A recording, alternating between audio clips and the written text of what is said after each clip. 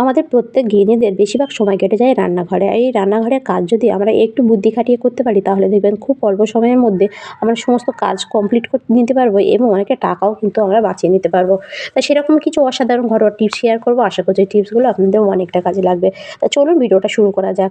তা দেখুন আমাদের প্রত্যেকের বাড়িতে কিন্তু হ্যান্ড স্যানিটাইজার থাকে। তো এইগুলো হয়তো এক্সপায়ার হয়ে গেলে আমরা কী করি ফেলে দিই। কিন্তু এগুলো ফেলে না দিয়ে আমরা সংসারের অনেক কাজে কিন্তু ইউজ করতে পারি। তা কী কাজে? তা সেরকমই একটা অসাধারণ কাজ আজকে শেয়ার করব। আশা করছি টিপসটা দেখার পর আপনারা কিন্তু আর হ্যান্ড স্যানিটাইজার এক্সপায়ার হয়ে গেলে কেউ ফেলবেন না। তা দেখুন এখানে আমি নিয়ে নিয়েছি একটা কাপড়। আর এই কাপড়ের উপরে আমি কিছুটা হ্যান্ড স্যানিটাইজার এভাবে একটু লাগিয়ে নেব। লাগিয়ে নেওয়ার পর এটা আমি কী কাজে ইউজ করব? তা দেখুন আমাদের প্রত্যেকের বাড়িতে দেখবেন রান্না করি আমরা যেখানে সেসব জায়গায় দেখবেন এরকম যে মানে দেওয়ালের উপর এরকম টাইলসের উপর বা এরকম যে ক্যাচিংগুলো থাকে এগুলো দেখবেন এরকম তেল চিটচিট হয়ে যায়। তো এগুলো হয়তো আমরা সাবান সার্ফ দিলে দেখবেন খুব সহজে কিন্তু উঠতে চায় না। তো এই হ্যান্ড স্যানিটাইজার আপনারা একটু কাপড়ে লাগিয়ে একবার ডলা দেবেন এইভাবে দেখুন। একবার এইভাবে মুছবেন দেখবেন খুব সুন্দরভাবে কিন্তু এইটা পরিষ্কার হয়ে যাবে।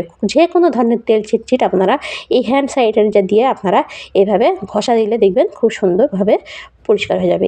এছাড়া আমাদের প্রত্যেকের যেখানে রান্না করি দেখবেন রান্না করার বা যেখানে যে টাইলসগুলো থাকে মানে চুলার পাশের যে টাইলসগুলো সেগুলোও দেখবেন খুব বাজে অবস্থা হয়ে যায়। তো এগুলোও কিন্তু সাবান সার্ফ দিয়ে ঘষাঘষি করলেও কিন্তু ওঠে না। তো এতে আপনারা কী করবেন একটু স্প্রে করবেন। স্প্রে করে আপনারা একটা কাপড় দিয়ে মুছবেন দেখবেন একবার মোছা মাত্রই কিন্তু এরকম ঝকঝকে চকচকে হয়ে যাবে। আর সেখানে কিন্তু কোনো রকম তেল চিটচিট থাকবে না। তো হ্যান্ড স্যানিটাইজার ফেলে না দিয়ে এভাবে আপনারা রান্নাঘরে তেল চিটচিট বা রান্নাঘরের যে জ্বালানাটা থাকে সেই মানে গ্লাসের উপর অনেক সময় দেখবেন তেল চিটচিট হয়ে যায় সেগুলোও কিন্তু আপনারা এই হ্যান্ড স্যানিটাইজার দিয়ে পরিষ্কার করে দিতে পারেন। তা দেখুন এখানে কিন্তু আমার কাপড়টা দেখুন কতটা ময়লা হয়ে গেছে। একবার আমি কিন্তু মুছে নিয়েছি। তো অসাধারণ একটা টিপস, এটাও চাইলে আপনারা কিন্তু ফলো করে দেখতে পারেন। তো এরপরে চলে আমি আরেকটা টিপসে। তা দেখুন আমাদের প্রত্যেকের বাড়িতে বাচ্চারা দেখবেন পড়তে গিয়ে দেখবেন এরকম সাদা গেঞ্জি বা সাদা জামার উপরে দেখবেন এরকম পেনের কালি কিন্তু এভাবে লাগিয়ে আনে। তা আমরা হয়তো তাদের উপর বকাবকি করি, কেননা এটা সাবান সার্ফ দিয়ে ঘষাঘষি করলেও কিন্তু সেরকম উঠতে চায় না। তো আজকে আমি আপনাদের দেখাবো খুব সহজে এটা আপনারা এরকম পেনের কালি বা এর থেকে বেশিও পেনের কালি আপনারা খুব সহজে বাড়িতে থাকা সামান্য একটা জিনিস দিয়ে কীভাবে তুলবেন। তা নিয়ে নেবেন সুথল। তা সুথল কিন্তু আমাদের প্রত্যেকের বাড়িতে থাকে। তা শুধু সুথল না, এখানে আপনারা কিন্তু ডেটলও নিতে পারেন।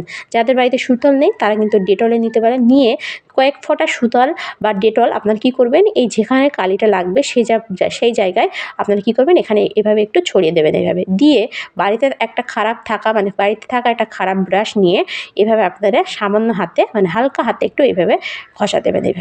এভাবে ঘষা দিলে দেখবেন সঙ্গে সঙ্গে মানে এই গেঞ্জিতে বা জামায় লাগা যে মানে সাদা গেঞ্জির উপর লাগা কালি কিন্তু খুব সহজে কিন্তু উঠে যাবে। আর দেখুন এখানে কিন্তু আমার ডলা মাত্রই কিন্তু কালিটা উঠে গেছে। এরপর আমি একটুখানি জল নেব। জলটা হালকা হাতে এঁটে দিয়ে এভাবে একটু ঘষা দেবো। এটা কিন্তু একদম ক্লিন হয়ে যাবে দেখুন। একদম কিন্তু এখানে আর দাগ নেই। তা আমি আপনাদের সামনেই কিন্তু করেছি। এটা আপনারা চাইলে এটাও কিন্তু ফলো করে দেখতে পারেন। এটা দেখুন আমার কিন্তু গেঞ্জির যে লেখাটা কিন্তু একদম উঠে গেছে। এরপর আমি গেঞ্জিটা একটু ভালো করে ধুয়ে নেবো। ধুয়ে নিয়ে তারপর আমি আপনাদের দেখাচ্ছি। তা দেখুন এখানে কিন্তু একটুও আর পেনের কালি নেই। তো অসাধারণ একটা টিপস, এটাও চাইলে কিন্তু আপনারা ফলো করে দেখতে পারেন। তো এরপর চলে আমি পরবর্তী টিপসেতে। দেখুন আমাদের প্রত্যেকের বাড়িতে কিন্তু নেল কাটার থাকে। তা নেল কাটার আমরা কী করি নখ কাটার কাজে কিন্তু ইউজ করি। কি নখ কাটা ছাড়া এই নেল কাটার দিয়ে আমাদের সংসারের একটা কাজ কিন্তু আমরা করে নিতে পারি। তা কী কাজ? তা প্রথমে নেল কাটারটা এভাবে একটু ঘুরিয়ে নেবেন। এভাবে ঘুরিয়ে নিয়ে এভাবে আপনারা কী করবেন একটা এভাবে রেখে দেবেন। এভাবে স্ট্যান্ড বানিয়ে এটা রেখে দেবেন। তা আমাদের প্রত্যেকের বাড়িতে দেখবেন ধূপ জ্বালানোর স্ট্যান্ড হয়তো আমাদের প্রত্যেকের বাড়িতেই থাকে।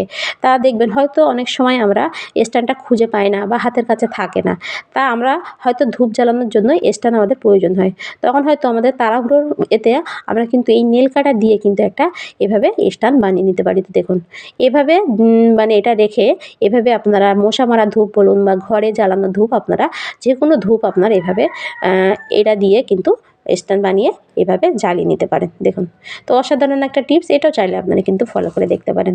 তো এরপরে চলে যাবো আমি আরেকটা টিপসেতে। দেখুন আমাদের প্রত্যেকের বাড়িতে ছেলেদের এরকম অনেক বেল কিন্তু আমাদের থাকে। হয়তো 2-4টে বেল কিন্তু এভাবে বাচ্চাদেরও থাকে। এগুলো কী হয় যেখানেই রাখি না কিন্তু দেখবেন একটা বাজে দেখায় বা অগোছালো দেখায়। এটা কিন্তু আমরা যেখানেই রাখি দেখতে কিন্তু খারাপ লাগে। আর এটা আমরা কিভাবে রাখলে এটা কিন্তু একদম সুন্দর লাগবে আর অল্প জায়গার মধ্যেও কিন্তু এটা আমরা রাখতে পারবো, সেটা আজকে ভিডিওতে আমি দেখাবো। তো আপনারা কী করবেন, এভাবে বেলটা এভাবে নিয়ে নেবেন। এভাবে নিয়ে আপনারা কী করবেন, এইভাবে বেলের এই যে আংটার মধ্য দিয়ে এভাবে একটু ঢুকিয়ে নেবেন। এইভাবে ঢুকে নিয়ে আপনারা আপনাদের ইচ্ছা মতো এভাবে একটু ছোট বড় আপনারা যদি আরেকটু ছোট করতে চান কিন্তু টেনে করে নিতে পারবেন। নিয়ে এভাবে একটু গুটিয়ে আপনারা কিন্তু এভাবে এর মধ্যে ঢুকিয়ে দেবেন। এভাবে দেখুন, এভাবে ঢুকিয়ে দিয়ে আপনারা এই বেলটা আপনারা যেখানে রাখুন না কেন এটা কিন্তু আর অগোছালো হবে না, আর দেখতেও কিন্তু খারাপ লাগবে না। দেখুন কতটা সুন্দর হয়েছে। এভাবে আপনি আবারও একটা করে দেখাচ্ছি, দেখুন এইভাবে ভেতর দিয়ে করে দেবেন। এভাবে ভেতর দিয়ে করে এভাবে ঢুকিয়ে আপনারা এইভাবে গুটিয়ে নেবেন। এভাবে গুটিয়ে নিয়ে আপনারা ছোট বড় এভাবে একটু ভাঁজ করে নিয়ে আপনারা এইভাবে করে দেবেন। দেখুন কতটা সুন্দর হয়েছে। অনেকটা জায়গায় কিন্তু আপনাদের কম লাগবে এই বেলগুলো রাখার জন্য। তো এটাও আপনারা কিন্তু ফলো করে দেখতে পারেন। তো এরপরে চলে যাবো আমি আরেকটা টিপসে। দেখুন আমাদের প্রত্যেকের বাড়িতে আমরা কিন্তু সকাল হলে নানা রকম টিফিন কিন্তু বানাই, যেমন পুরি, লুচি, হয়তো ভাজি। আর তাড়াহুড়ো এতে দেখবেন আমাদের অনেক সময় হয়তো বেলুন চাকি খুঁজে পায় না, বা বেলুন চাকিতে মানে অনেকটা কিন্তু লুচি মানে বেলতে কিন্তু অনেকটা লেটও হয়, বা পারফেক্ট গোল আমরা কিন্তু করতে পারি না। বা আমাদের প্রত্যেকের বাড়িতে দেখবেন ছেলেরাও অনেক সময় বাইরে থাকে, সেখানে হয়তো তাদের রান্না করে খেতে হয়, বা বেলুন চাই সেখানে হয়তো থাকে না, বা তারা কিভাবে এই লুচি বা পুরি বেলে তারা খাবে। তা আজকে ভিডিওতে আমি সেটাই দেখাবো। কোনো রকম বেলুন চাকি ছাড়া আপনারা সামান্য একটা তেলের প্যাকেট দিয়ে কিভাবে একদম পারফেক্ট লুচি আপনারা কিভাবে মানে বানাবেন। তা দেখুন এখানে কিন্তু আমি একটা তেলের প্যাকেট নিয়ে নিয়েছি। তেলের প্যাকেটটা আমরা কিন্তু প্রত্যেকের বাড়িতে থাকে, আর এটা কিন্তু আমরা ফেলেই দিই। আর এই তেলের প্যাকেট দিয়ে যে কতটা লুচি বেলা যায় মানে আপনারা কিন্তু ভাবতে পারবেন না। এভাবে আপনারা তেলের প্যাকেটটা সাইডে কিন্তু কেটে নেবেন। নিয়ে আপনারা এর ভেতরে একটা লেচি দিয়ে এক মাথায় এরকম একটা কাপড়ের ক্লিপ কিন্তু দিয়ে দেবেন। ক্লিপটা দেওয়ার কারণ হলো এটা যখন আপনারা এভাবে একটু মানে হাতটা বোলাবেন একটা যে কোনো ভারী কিছু দিয়ে, তখন কিন্তু এটা গুটিয়ে আসবে না। সেই জন্য আপনারা এই ক্লিপটা এক মাথায় এভাবে একটু দিয়ে দেবেন, তাহলে দেখবেন খুব সুন্দরভাবে এটা সেটিং থাকবে। তা দেখুন এখানে কিন্তু আমি আপনাদের সামনেই বেরিয়েছি, দেখুন কতটা পারফেক্ট গোল হয়েছে। দেখুন বেলুন চাকিতে বেললে যেরকম গোল হয়, বা অনেকে দেখবেন বেলুন চাকিতে বেললেও কিন্তু গোল করতে পারে না। তো এরকম আপনারা সামান্য একটা তেলের প্যাকেট দিয়ে এইভাবে একটা এইভাবে ক্লিপ মেরে আপনারা যে কোনো একটা ভারী কিছু দিয়ে, বা এরকম একটা মগ আপনারা নিয়ে নিতে পারেন, বা স্টিলের যে কোনো যাবতীয় জিনিস আপনারা নিয়ে এভাবে সামান্য একটু এভাবে রাউন্ড করে মানে ঘোরা দেবেন। এভাবে ঘোরা দিলে দেখবেন খুব সুন্দরভাবে কিন্তু লুচিটা বেলা হয়ে যাবে। দেখুন আমি কিন্তু আবারও একটা এখানে আপনাদের বেলে দেখাচ্ছি। দেখুন কতটা সুন্দর হয়েছে। দেখুন একদম পারফেক্ট কিন্তু গোল কিন্তু লুচি এখানে বেলা হয়ে গেছে।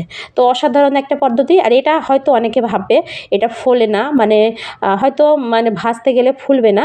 তো এখানে কিন্তু আমি 4টে বেলেছি, আর এখানে আমি ভেজেও দেখাচ্ছি। এটা দেখুন কতটা সুন্দরভাবে ফুলে উঠছে। দেখুন তো অসাধারণ একটা টিপস। আর দেখুন যে কটা এখানে আমি মানে ভেজেছি সব কটাই কিন্তু একদম ফুলকো লুচি কিন্তু এখানে ভাজা হয়ে গেছে। তা কোনো রকম বেলুন চাকি ছাড়া আপনারা কিন্তু এই সামান্য একটা তেলের প্যাকেট দিয়ে লুচি এভাবে বানিয়ে নিতে পারেন।